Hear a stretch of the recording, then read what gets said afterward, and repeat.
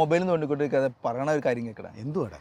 എടാ ഇന്നലെ മറ്റേ ആശാന്റെ വീടിന്റെ ഫ്രണ്ടിൽ എന്തായിരുന്നല്ലോ മറ്റേ ത്രിവർണ്ണ പാർട്ടിക്കാർ പന്തംകുളത്ത് പ്രകടനമൊക്കെ ഉണ്ടായല്ലോ, എന്താണ് കാര്യം? എടാ അതെ, അവരുടെ ഒരു സമ്മേളനം ഇവിടെ നടന്നല്ലോ മറ്റേ SIക്കെതിരെ.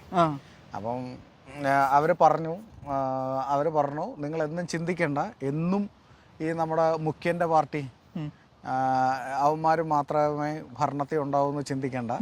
കേന്ദ്രത്തിൽ അത് വലിയ മാറ്റങ്ങൾ സംഭവിക്കും, കേരളത്തിലും സംഭവിക്കും. അന്നും ഞങ്ങൾ പോലീസുകാരെ കാണിച്ചു തരാമെന്ന് പറഞ്ഞു. അല്ല അതിന് ആശാൻ എന്ത് വായിച്ചു? ആശാനം ഭ്രാന്ത് കയറിയില്ലേ?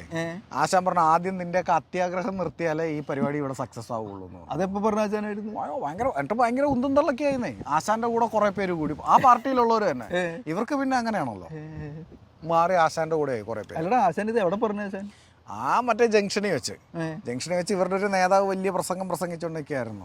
അപ്പം പുള്ളി പറഞ്ഞതാ, കേന്ദ്രത്തില് ആര് ജയിച്ചാലും ഇപ്പം നമ്മൾ വോട്ട് കുത്തി ത്രിവർണ്ണത്തെ നമ്മൾ ഇവിടെ നിന്ന് ജയിപ്പിച്ചു വിട്ടാലും മറ്റൊരു ഗാന്ധിയെ കാണിച്ചു കഴിഞ്ഞാൽ നമുക്ക് ഗാന്ധി സ്നേഹം കൂടുതലുള്ളതുകൊണ്ട് അതിന്റെ പുറകെ പോകുന്നത്.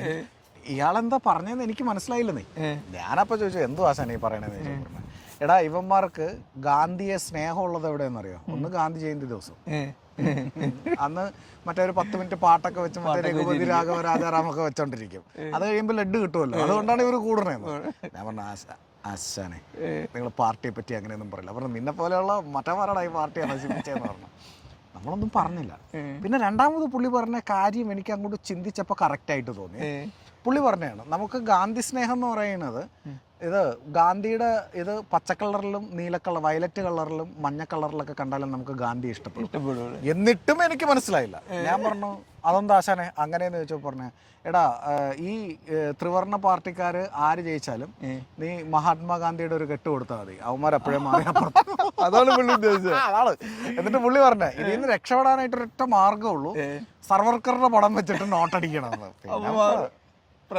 അത് ഭയങ്കര പ്രശ്നമല്ലേ? സർവർക്കറുടെ പടം എടുത്തിട്ട് സോഷ്യൽ മീഡിയയിൽ ഇട്ടത് ഗബ്രി ആയിരിക്കും. 5 മില്യൺ വ്യൂ ആണ് ഗബ്രി ഉണ്ടാക്കിയിരിക്കുന്നത്. 5 മില്യൺ വ്യൂവും അവന്റെ യൂട്യൂബ് മോണിറ്റൈസേഷനുമായി ഒറ്റ ദിവസം കൊണ്ട്. അല്ല നമ്മൾ ആലോചിച്ച് നോക്കിയാൽ അത് ശരിയല്ലേ? ഇവർക്ക് പൈസ കിട്ടിയാൽ ഇവർ അപ്പോഴേ മറിയും. അത് ശരിയാ. നമ്മൾ സിനിമയിൽ വരെ ഇത് കേൾക്കുന്നില്ല. നമ്മുടെ പാർട്ടി ഭൂരിപക്ഷം നേടുന്നുള്ളതിൽ ഉറപ്പാണ്. നമ്മുടെ പാർട്ടി ഭൂരിപക്ഷം നേടും, പക്ഷെ അവരെ ഭരിക്കുള്ളൂ. അതെന്താണ്? അവരുടെ കാശുണ്ട്. ഇതായിരുന്നു ഇന്നലത്തെ ചിന്താ വിഷയം. അതിന്റെ പേരിൽ അവിടെ പ്രശ്നം ഉണ്ടായത്, അല്ലാതെ വേറെ പ്രശ്നമൊന്നുമില്ലടാ. പിന്നെന്ന് പറഞ്ഞു കഴിഞ്ഞാൽ ഇത് വലുതാക്കാനുമില്ല. കാരണം എന്ന് പറഞ്ഞു കഴിഞ്ഞാൽ ആശാന് കുറെ രഹസ്യങ്ങളൊക്കെ അറിയാവുന്നുണ്ട്, ഇവന്മാര് മിണ്ടാണ്ടിരിക്കുന്നു.